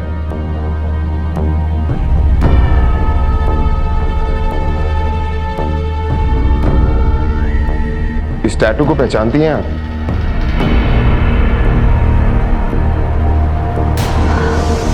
कोमल, ये तुम्हारी बच्ची कोमल है। कोमल, कोमल, बापू, कोमल। कोमल के साथ आपका रिश्ता कैसा था? बहुत अच्छा था सर। हम एक दूसरे से बहुत प्यार करते थे। शादी के इतने साल होने के बाद भी हम एक दूसरे के साथ खुश थे। वो एक अच्छी माँ, एक अच्छी बीवी और एक अच्छी बहू बनी। बहुत ही सर।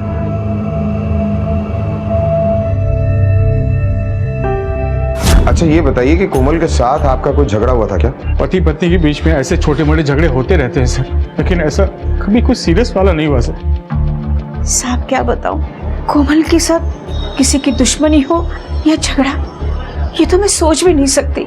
वो तो बस सुबह से घर का सारा काम करती थी और फिर दुकान पे जाती थी। हाँ पटेल सर, हाँ अभी आपका माल भेज रही हूँ।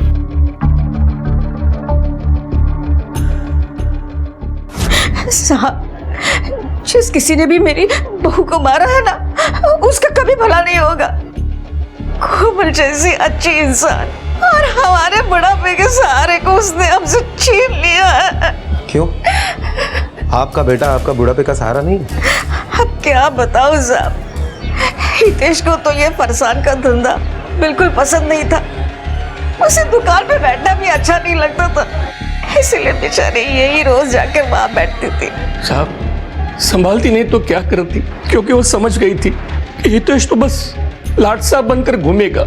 हितेश को शेयर मार्केट और लॉटरी की इतनी बुरी लत लगी थी कि कोमल से जब देखो पैसे मांगता रहता था। क्या मिलेगा ये फरसन की दुकान से? पैसे लगाने हैं तो शेयर मार्केट में लगाओ, रातों रात मोटी रकम कमाओ। मोटी। मैं आपके रातों रात करोड़पति बनने का सपना नहीं पूरा कर सकती, और शेयर मार्केट और लॉटरी के लिए तो मैं तुम्हें एक पैसा नहीं दूंगी। नहीं दोगे मतलब?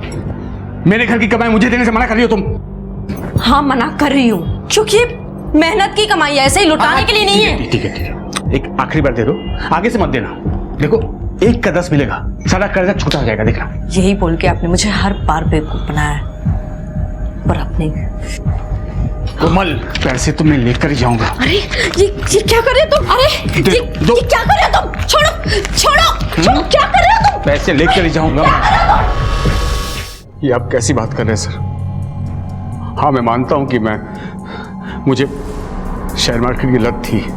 इसका मतलब ये नहीं कि मैं अपनी बीवी का खून कर सकता हूँ। आप लोगों के यहाँ आने से पहले मैं यही उम्मीद लगा बैठा था कि वो मिल जाएगी, लेकिन मैं ये कभी नहीं सोच सकता था कि उसके साथ ऐसा कुछ हो सकता है। पिछले 4 दिन से शेयर मार्केट के उतार चढ़ाव के कारण मैं एक स्टॉक मार्केट में एक ब्रोकर के पास बैठा था ताकि कुछ पैसे कमाऊं, उसको दिखाऊं, पर जिसे मैं कुछ दिखाना चाहता था उसी की कब्र लिखवाना पड़ा मुझे। और अब तो पता चला कि वो। मिस्टर हितेश, मुजरिम अक्सर नए नए तरीके यूज करता है पुलिस को गुमराह करने के लिए, लेकिन कहीं ना कहीं वो गलती जरूर करता है। कोमल का खून तुमने किया है, चाहे किसी ने भी किया हो, बहुत जल्द पकड़ा जाएगा।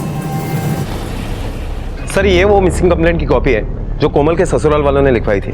सिर्फ कंप्लेंट की कॉपी?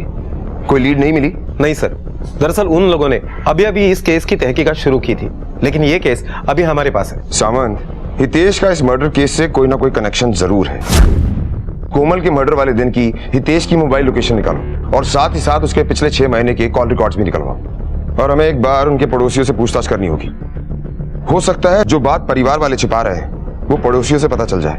सामंत, तुम उसके पड़ोसियों से पूछताछ करो, तब तक मैं शशिकला के पास जाकर कोमल के बारे में पूछताछ करता हूँ। इस तस्वीर को ध्यान से देखिए, याद करने की कोशिश कीजिए कि आप इस लड़की को पहचानती हैं।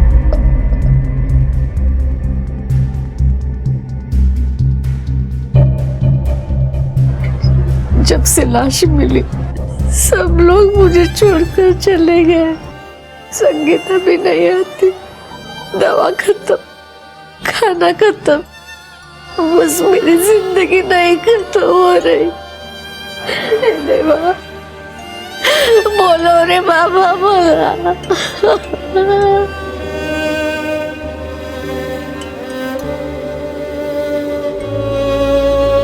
ये आपकी दवा का पर्चा है। मंचूड़े, ये लो, इनकी दवा और कुछ खाने पीने की चीजें लेकर आओ। जी सर।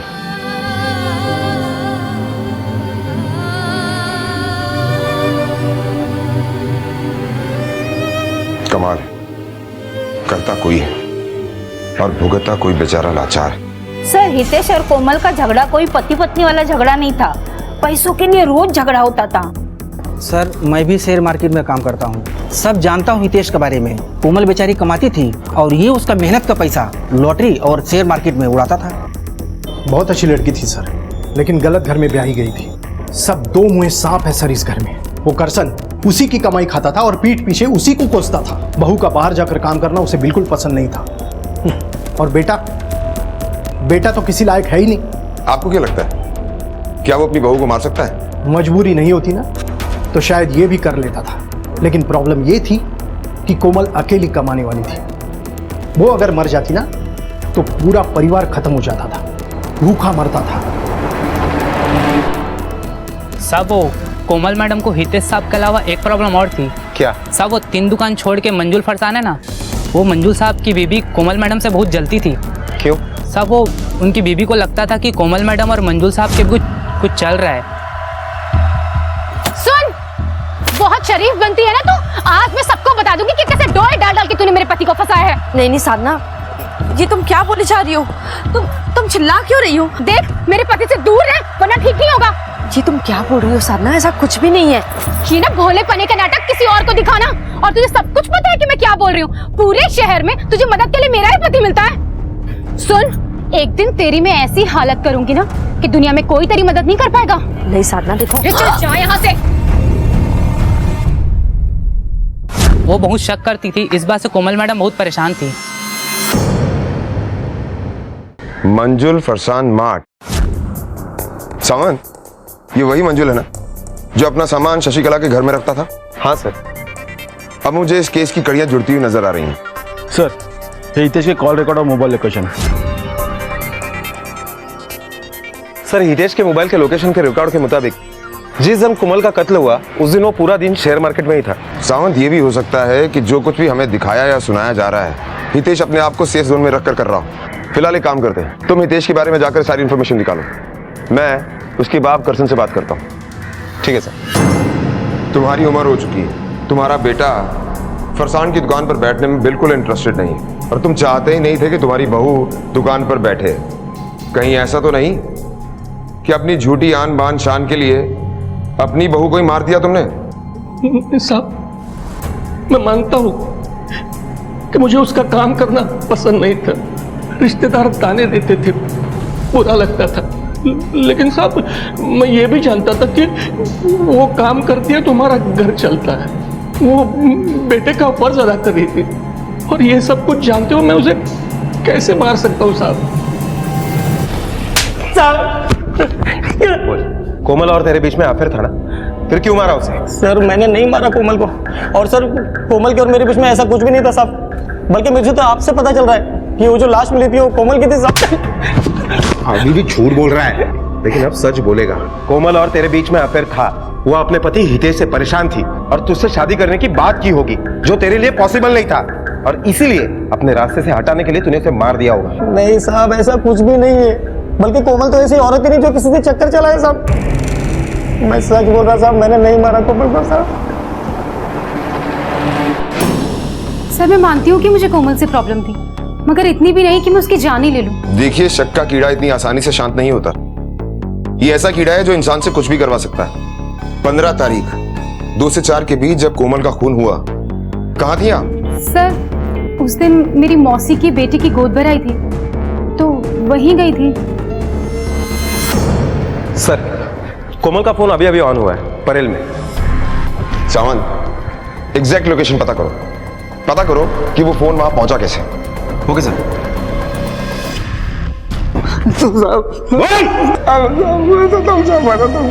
सब वो फोन मैंने ही बेचा था सब। वो दिन वो लाश उस फोन की वजह से मिली थी सब। मोबाइल तो इसने, मुझे लगा कि मरने वाली मर गई, अब वो फोन का क्या करेगी, और मुझे लालच आ गया इसलिए मैं आपको नहीं बताया सब। अरे सर कोमल के कॉल रिकॉर्ड में घर वालों के अलावा 2 नंबर मिले हैं, जिसमें से एक नंबर किसी सुशांत शाह के नाम पर रजिस्टर्ड है, जो फोन अभी स्विच ऑफ आ रहा है। लेकिन सर कोमल ने इस नंबर पर 5-6 बार बात की है और कोई भी कॉल 5 मिनट से कम नहीं था। और दूसरा नंबर हेतल के नाम पर रजिस्टर्ड है। ये कौन? सर ये हितेश की सगी बहन है। क्या हितेश की बहन भी है?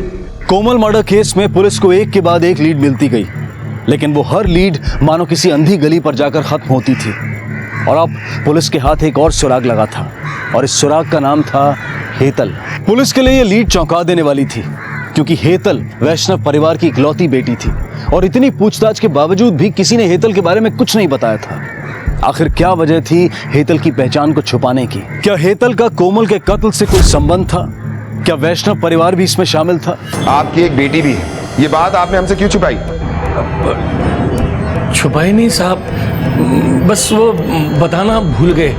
दरअसल हमारी बेटी हेतल हॉस्टल में रहती है। बड़े जिम्मेदार बाप हैं आप, परिवार के नाम पर अपनी बेटी के बारे में बताना भूल गए। ऐसी बात नहीं है साहब, उस दौरान वो यहाँ पर नहीं थी, तो हमने सोचा कि उसका नाम क्यों घसीटा जाए। फिलहाल तो आप लोग ये बताइए कि ये सुशांत शाह कौन है? तुम तो जानते ही होगे, तुम्हारी बीवी उससे बात जो करती थी। बिजनेस के लिए उसे काफी लोगों से बात ही करनी पड़ती थी, तो उसमें से शायद कोई होगा। सुशांत, उसने अभी तक मेरी बेटी का पीछा नहीं छोड़ा था। ये कौन है?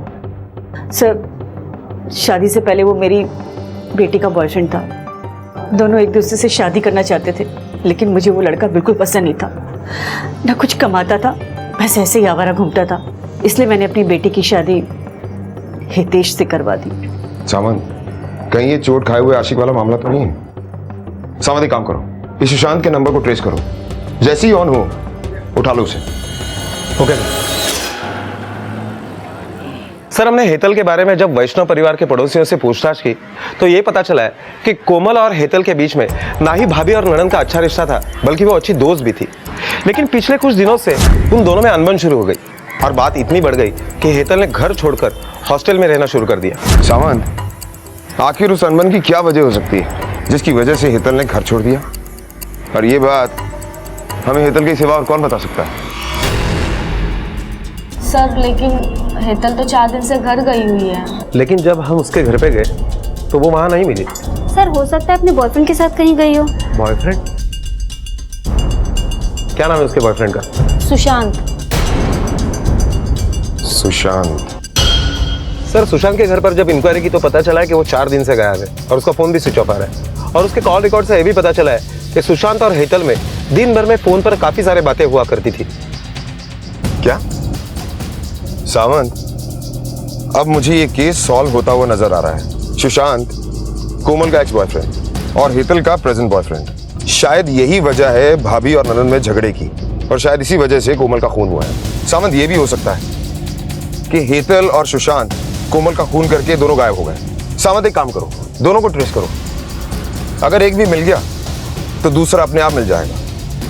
ओके सर, हमने कल जब हेतल का बैंक अकाउंट स्टेटमेंट चेक किया तो हमें पता चला है कि कोमल के कत्ल के 1 रात पहले हेतल के अकाउंट से ऑनलाइन अहमदाबाद के लिए 2 टिकटें बुक की गई थी, और वो ट्रेन मुंबई से 3:30 बजे निकलती है। सावंत, इसका मतलब ये काम अच्छी खासी प्लानिंग के साथ किया गया है। 2 से 2:30 बजे के बीच में मर्डर किया गया। और एक बात सर, अभी पता चला है कि हेतल का डेबिट कार्ड अहमदाबाद के डिपार्टमेंटल स्टोर में अभी स्वैप हुआ है। इससे पहले कि वो दोनों अपनी लोकेशन चेंज कर लें, दोनों को जल्दी से जल्दी उठा लो। Okay sir.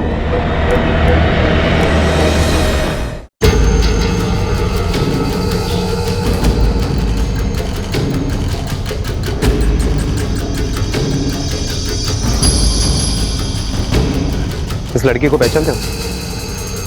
हाँ सर, ये तो हेतल मैडम है, सामने वाले बिल्डिंग में 2nd फ्लोर पे रहती है।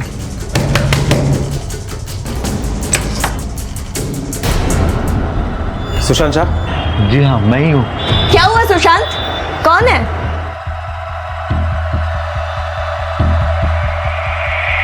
बताओ, क्यों मारा कोमल को? क्या भाभी का खून हो गया? लेकिन कैसे? ये नाटक बंद करो और सच बोलो, क्योंकि तुम्हारे खिलाफ हमारे पास काफी सबूत है। सर लेकिन हम ऐसा करेंगे क्यों? क्योंकि तुम कोमल से बदला लेना चाहते थे। वो तुम्हारी एक्स गर्लफ्रेंड थी, तुम्हें छोड़कर उसने हितेश से शादी कर ली, फिर तुमने इसे फंसा लिया और दोनों ने प्लानिंग करके उसे मार दिया। नहीं सर, ऐसा नहीं है। माना कि कोमल की माँ ने हम दोनों को अलग करवाया था और हितेश से शादी करवाई थी। मैं बहुत अपसेट था, लेकिन बाद में मुझे कोमल की माँ की बात समझ आ गई थी। सर अभी मैं अच्छा कमा रहा हूँ, कंप्यूटर इंस्टीट्यूट में पढ़ाता हूँ। हेतल मुझे वहीं पे मिली थी और हम दोनों एक दूसरे के करीब आए थे। सर मुझे तो पता भी नहीं था कि कोमल इसकी भाभी है। सर मैंने इसको मेरे पहले अफेयर के बारे में सब कुछ बता दिया था, लेकिन सर कोमल का मायके में नाम केतकी था, इसलिए इसको कुछ आइडिया नहीं हुआ सर। अच्छा, तो कोमल तक ये बात पहुंची कैसे? सर भाभी ने मेरे को एक दिन सुशांत के साथ देख लिया था।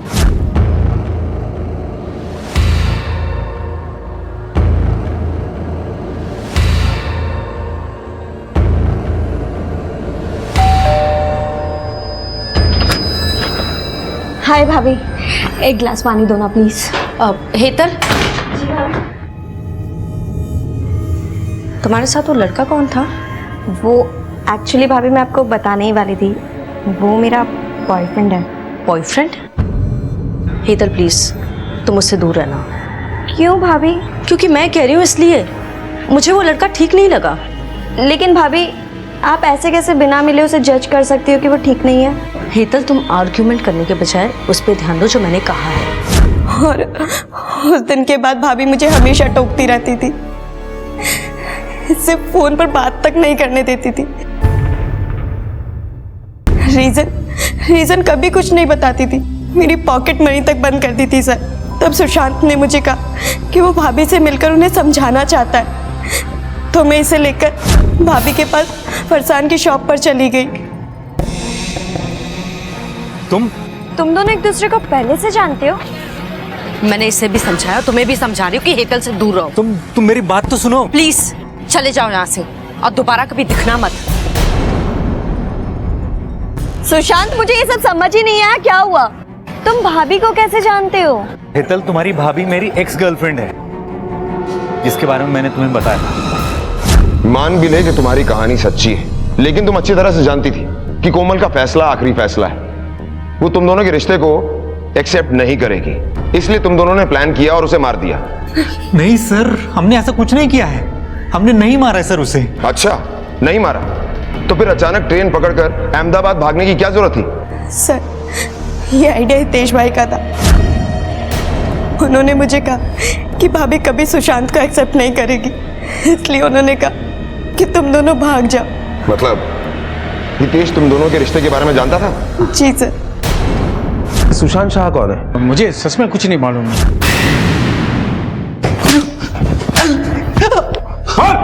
जिस लोकेशन पर कोमल का खून हुआ, हेतल और सुशांत वहां से बहुत दूर थे और हमें पूरा यकीन है ये खून तूने ही किया है, क्योंकि तू 15 तारीख को जानबूझकर अपना मोबाइल एक ब्रोकर के ऑफिस में छोड़कर चला गया था और 4 बजे वापस आया था। बोल, क्यों मारा तूने कोमल को? सर क्यों मारा कोमल को? कोमल ने विरार में एक प्लॉट खरीदा था। नहीं दूंगी, मार दो मुझे, मारो। आपकी लत के पीछे मैं अपने घर को बर्बाद नहीं होने दूंगी। मैंने बहुत कोशिश करने के बाद भी ना उसने पैसे दिए ना पेपर्स। हेतल से मुझे कोमल और सुशांत के बारे में पता चला। कोमल ने ये बात मुझसे छुपाई थी। मुझे बहुत गुस्सा आया था सर। फिर मैंने डिसाइड किया कि कोमल को मार के मैं सब कुछ हासिल कर लूंगा, बदला लूंगा उससे। मैं बस मौका ढूंढ रहा था सर, और एक दिन मैंने कोमल को मंजुल से बात करते सुना। अच्छा मंजुल जी, जी वो क्या है कि एक रिक्वेस्ट थी आपसे। वो क्या है कि मैंने कुछ माल ऑर्डर किया था, लेकिन ऑर्डर करने के बाद मुझे याद आया कि यहाँ पर तो रखने की जगह ही नहीं है। आपके पास कोई ऐसी जगह है जहाँ मैं अपना माल रख सकूँ? हाँ हाँ ज़रूर, मैं जहाँ रखता हूँ वहाँ माल रख सकते हैं। एक्चुअली शशिकला नाम की एक औरत है जिसका एक कमरा खाली पड़ा है। अच्छा। कुछ पैसे देकर वहाँ माल रखवा सकते हैं। उसकी चाबी मेरे पास है, मैं शाम को तुम्हें खोली दिखा देता हूँ। जी ठीक है, thank you so much. Most welcome. आपने मेरी मदद की, वरना मेरा माल सड़ जाता। खोली देखने मैं भी कोमल और मंजुल के पीछे गया था। फिर अगले दिन जब कोमल फरसन की दुकान से निकली तो तुम कहीं जा रही हो क्या? चलो आओ, मैं तुम्हें ड्रॉप कर देता हूँ। आओ।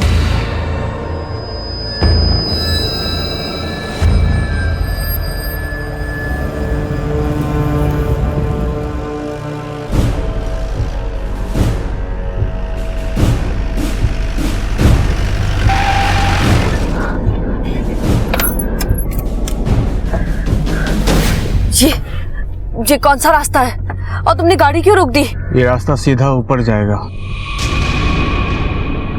अगर तूने अब भी मुझे प्लॉट के पेपर्स और पैसे नहीं दिए तो। नहीं दूंगी, नहीं दूंगी, मैं कभी नहीं दूंगी तुम्हें। जो करना है करो, नहीं दूंगी मैं।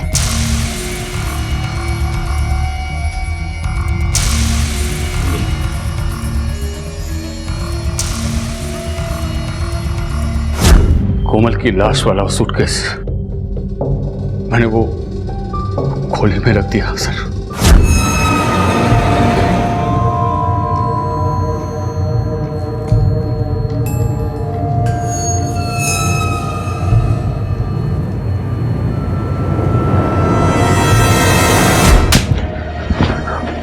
एक वो थी जो तुझे और तेरे घर वालों को पाल रही थी और तूने उसे ही मार दिया और अपने परिवार वालों को सड़क पर ले आया, और इस बात का तुझे जरा सा भी अफसोस नहीं है।